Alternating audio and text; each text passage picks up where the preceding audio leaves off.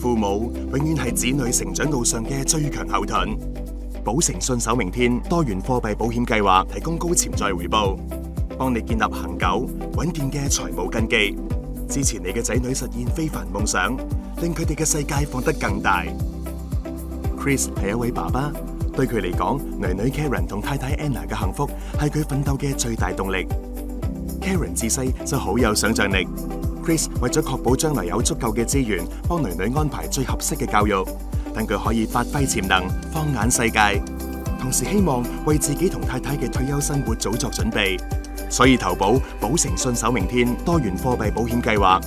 為咗準備 Karen 第時去海外升學， Chris 安排佢喺香港嘅國際學校讀高中，仲運用市場首創嘅自主入息選項，預設連續3年，每年攞21,000美元嚟支付 Karen 嘅學費。品學兼優嘅 Karen 喺 IB 考到好成績，因此得到計劃嘅學術優異獎800美元。之後佢更順利入讀澳洲嘅心儀大學，追隨自己嘅興趣，修讀人工智能相關科目。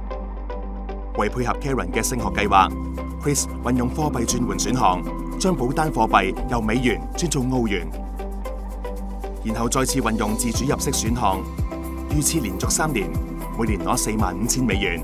用嚟支付 Karen 未來嘅大學學費同生活費。畢業後 ，Karen 喺英國頂尖企業任職 AI 工程師，更喺27歲時結婚定居當地。見到 Karen 獨立成才 ，Chris 打算提早退休，同 Anna 好好享受第2人生。為咗滿足佢哋嘅退休需要，同時繼續保障 Karen 嘅未來 ，Chris 決定運用開支散業選項，將保單一分為2。再運用貨幣轉換選項，將保單貨幣分別轉做美元同英鎊。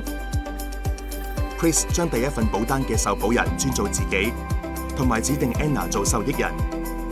佢再運用自主入息選項，喺呢份保單每年攞20,400美元存入 Anna 嘅戶口，等佢哋2個可以安心4圍旅行，令退休生活更加精彩。Chris 喺第2份保單委任 Karen 作為後續持有人。除咗可以將財富無縫傳承，亦係一份爸爸留俾女女嘅禮物，等 Karen 可以無後顧之憂，繼續放膽追夢。Chris 喺86歲離世，喺攞咗26年嘅入息後 ，Anna 作為第一份保單嘅受益人，仲可以一筆過攞到約86萬美元嘅預期非保證身故賠償，用嚟應急同應付將來嘅生活。同時 ，Karen 亦無縫接本第2份保單，成為保單嘅新持有人。預期非保證總現金價值大約為200萬美元。